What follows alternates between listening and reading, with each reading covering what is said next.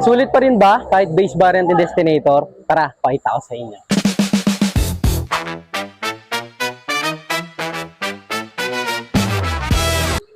Good day guys! Bali for today's video is bibigyan lang natin ng full review tong unit na nasa likod ko. Unit na nasa likod ko guys is yung base variant nga pala ni Destinator, which is the GLX variant. Papakita ko sa inyo yung mga features niya at kung ano bang meron sa unit na to. At papakita rin natin guys dito sa video na to kung sulit bang bilhin tong unit na to guys. Tara, sama kayo sa akin. Bale ito guys, mag-start ulit tayo dito sa harap niya. Itong Destinator GLX nga pala guys is meron siyang 5-star uncapped safety rating guys. Safety rating. Bali ano ba yung sinusukat doon guys? Ang sinusukat doon guys is kung gaano kasi yung sasakyan in case of collision. Sinusukat doon guys yung airbags is active ba or hindi. Ayun lang guys. Start na tayo guys sa unit. Ang papakita ko sa inyo una guys, itong kanyang windshield guys. Yung windshield nga pala ni Destinator GLX guys is a laminated windshield na. Meaning guys, hindi na siya ganun, hindi na siya mabilis mabasag guys in case of kung ano mang tumama sa windshield natin. Next guys, ito tayo sa harap niya guys. Ito makikita niyo dito kay Destinator GLX natin guys. Itong kanyang front grille guys. Ito yung tinatawag na honeycomb design. Makikita niyo guys, sobrang ganda niyan. Also guys, dito sa baba naman ng front grille niya guys, makikita niyo dyan yung kanyang airflow guys. Dito naman lumalabas yung init at pumapasok din yung lamig ng hangin guys. Dito rin sa front niya guys, makikita rin natin dito yung kanyang mga headlight. Ang headlight nga pala nito ni Destinator GLX is a LED T-shaped headlamp na guys. Ayan. LED na siya guys, meaning hindi na siya mabilis masira and also at the same time, mas maganda na yung buga ng ilaw niya guys. Ano. Also guys, di ko rin pala nabanggit guys dito sa harap ni Destinator GLX guys, is a naka dynamic shield fascia design na siya, which is the bread and butter ni Mitsubishi. Sa mga Mitsubishi unit lang natin makikita yung dynamic shield design niyan guys, ay makikita niyo. Also guys, dito sa front niya rin, meron tayo ditong tinatawag na 2-speed variable intermittent washer guys. Ayan.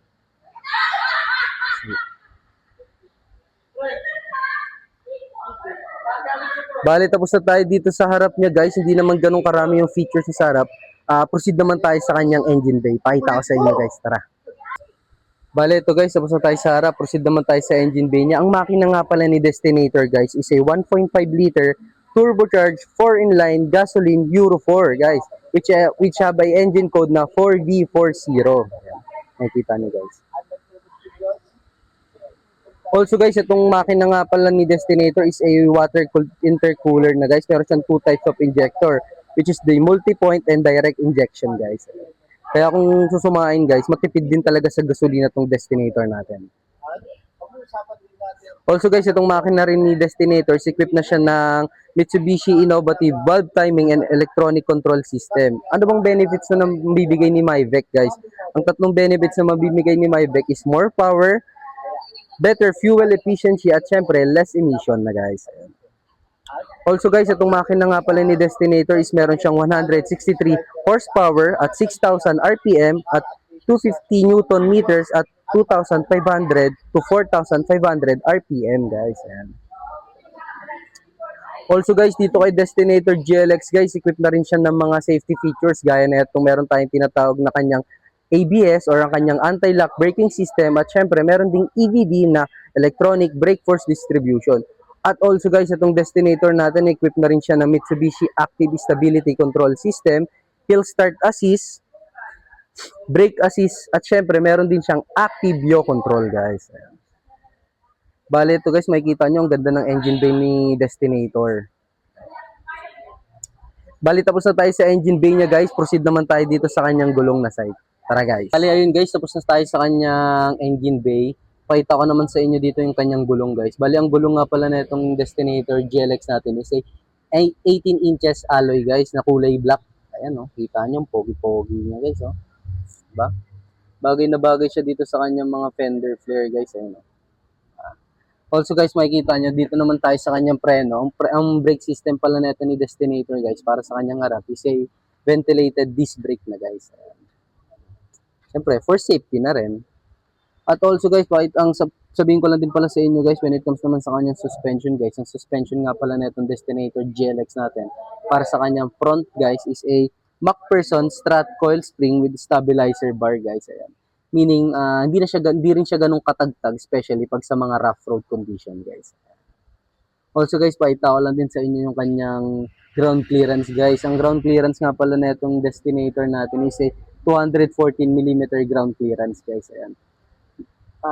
Mataas na rin to guys kung tutuusin, especially dito sa atin sa bansa na syempre alam naman natin medyo bahain tayo dito. Pasok na pasok yung Destinator natin guys. So guys, next proceed tayo dito sa kanyang side mirror guys. Bigyan ko lang din ng review to. Itong side mirror niya is a color kid na guys.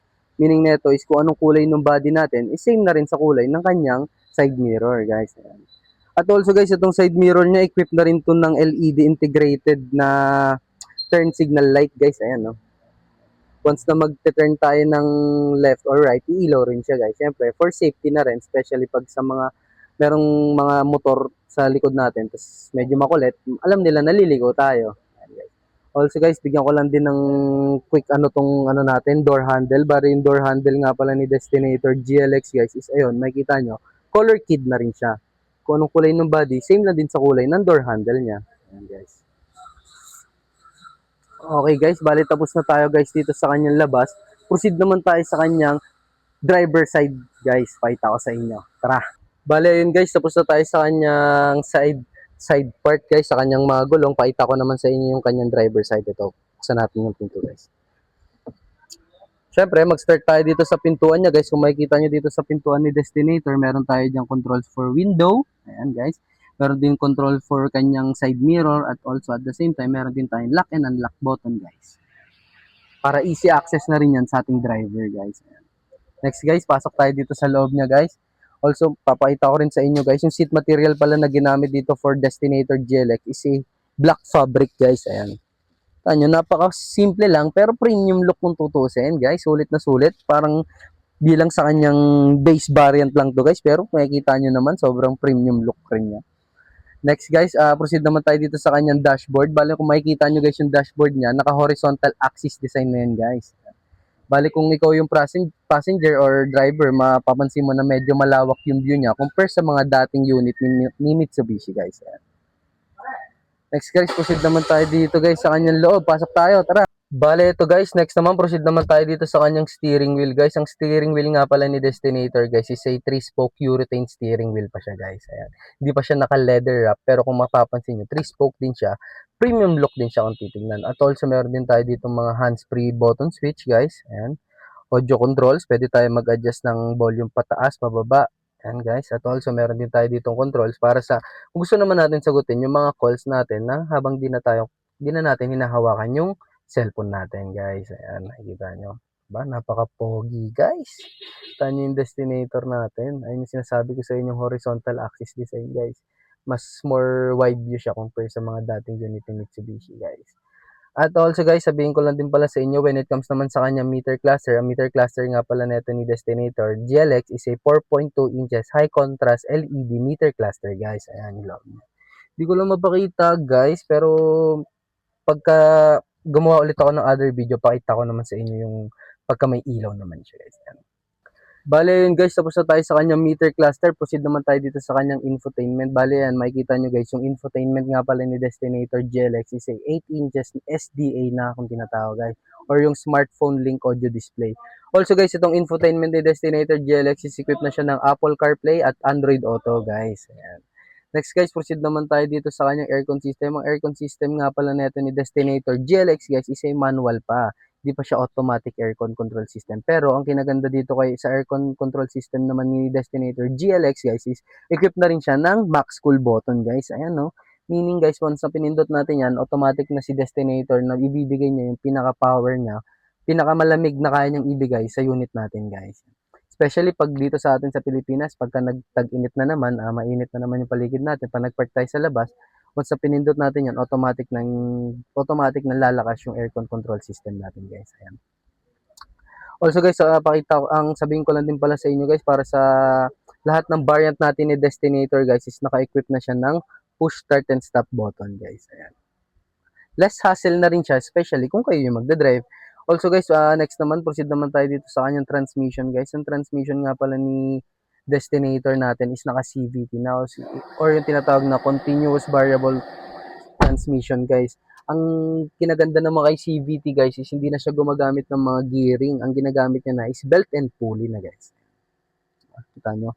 Also guys, bigyan ko lang din kayo ng isang features pa na ito ni Destinator GLX. Ang kanyang transmission guys is equipped din pala ng tinatawag na kanyang sports drive guys. Ayan. Taas sa inyo. Ayan. DS Drive Sport. Once na pinindot natin yan guys, magbibigay ng more power yung unit natin, especially kung tayong ma-overtake or medyo paangat yung kalsada na dadaanan natin, pwede natin pindutin yan guys. Ayan. Pero siyempre, pagka naka-drive sport tayo, ayun nga, mas malakas lang siya sa gas guys. Ayan. Also guys, dito kay Destinator, proceed naman tayo dito sa kanyang parking brake guys. Bali, ang parking brake nga pala ni Destinator is naka-electronic parking brake na with brake auto hold at also at the same time, meron din tong features na auto parking brake guys. Ayan, nakikita nyo. Bali, gagawan ko rin ng other video guys yung ano natin about naman dito sa kanyang parking brake kung ano bang mga pwede natin gawin dito sa kanyang parking brake guys. Tanya guys. Ang pogi rin talaga ni Destinator guys. Ayun, napakita ko sa inyo yung kanyang horizontal axis design guys. Paka-pogi. Also guys, makikita nyo meron tayo ditong lagayan ng mga bote, mga additional packet lang din guys. Ayan. Siyempre, pagka nagkakapi tayo, ayan, pwede natin ilalagay dyan. Also, next naman, proceed naman tayo dito sa kanyang center console, guys. Ayan. Makikita nyo yung center console niya. Kasi dyan siguro mga apat na bote, guys. Ayan. Lawak din, guys. Ayan. Bali yan, guys. Tapos na tayo sa kanyang driver side, guys. Proceed naman tayo sa kanyang second row area at third row area, guys. Tara. Bali, yun, guys. Tapos na tayo sa kanyang driver side. Proceed naman tayo dito sa kanyang second row area, guys. 5,000. Tara. Bali sa kanyang second row area guys, kung makikita nyo, maluwag din tong Destinator natin guys. Siyempre sa kanyang seat material, siyempre ginagamitan pa rin yan ng black fabric guys. Ayan. Pasok lang tayo sa loob guys. Pasok tayo sa loob guys. Dito guys, makikita nyo guys, meron din tayo ditong charging station guys. Ayan. And also at the same time, meron din tayo ditong aircon control system para sa ating mga second row passenger guys. Ayan. Ang meron din tayo dito dyan sa kanyang charging station guys, pwede dito USB Type-C and Type-A guys ha. Ayan. Makikita nyo guys. Ayan. Okay, next. Proceed naman tayo dito sa kanyang upuan guys. Dito sa upuan naman for second row area guys, meron din tayo dito tinatawag na center armrest with cup holder guys. Ayan. Especially pag ibili tayo ng kape, lalo mga Pinoy, mahilig magkape ngayon, may lagayin tayo dyan para sa kanya mga second row area guys. Ayan. Also guys, meron din tayo dito mga seat back pocket guys. Ayan, makikita nyo dyan. Medyo madilim lang eh. Bale, ayun guys. Tapos na tayo dito sa kanyang second row area. Proceed naman tayo dito sa kanyang third row area guys. Pakita ko sa inyo ha. Bale, ito guys, yung third row area ni Destinator. Kung makikita nyo, maluwag din talaga siya. Ayan guys. Also, sabihin ko lang din pala, itong Destinator natin guys, is a 7-seater din to ha. Kaya bagay na bagay to, pampamilya guys. Ayan. Makikita nyo, maluwag din yung third row area niya. Hindi siya ganun kasikip guys. Ayan. Also guys, lahat ng upuan pala ni Destinator is isofix na. Meaning, pagka may mga baby tayo, malalagay natin sila na safe guys. Ayan. Okay guys, tapos na tayo dito sa kanyang second row and third row area. Labas ulit tayo. Pakita ko naman sa inyo yung kanyang likuran. Tara. Bale, ayun guys, tapos na tayo sa kanyang passenger side sa second row area at third row area. Proceed naman tayo dito sa kanyang likuran guys.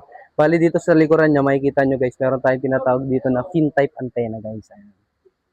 Nakakadagdag gwapo rin yung fin type antenna na yan eh, no? At also at the same time guys, meron din tayo ditong rear spoiler with LED high mount stump lamp. Ayan guys.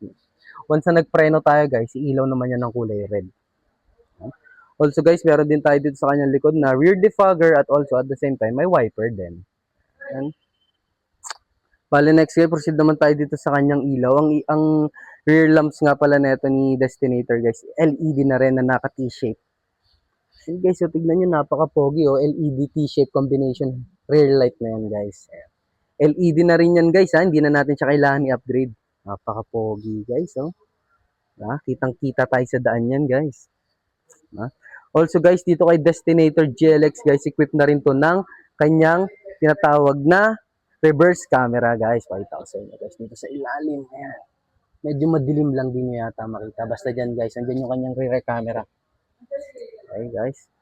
Next naman guys, proceed naman tayo dito sa kanyang di ko lang siya ma-open pala guys, pero gagawa ko ng other video pagka pwede ko siya ma-open dito sa likod para mas mapakita ko sa inyo yung cargo capacity niya naman guys.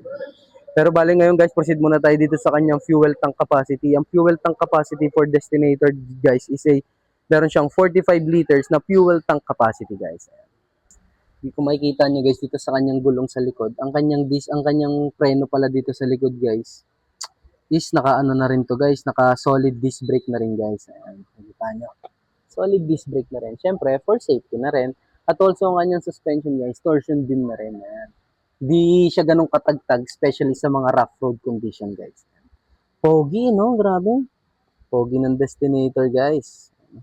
Bali, ayun guys, tapos na tayo sa kanyang second row area, third row area, at sa kanyang likodan bahagi. Next naman tayo dito sa kanyang front passenger side guys. Ayan, kung makikita nyo guys, meron tayo dito tinatawag na seat under tray guys. Ayan.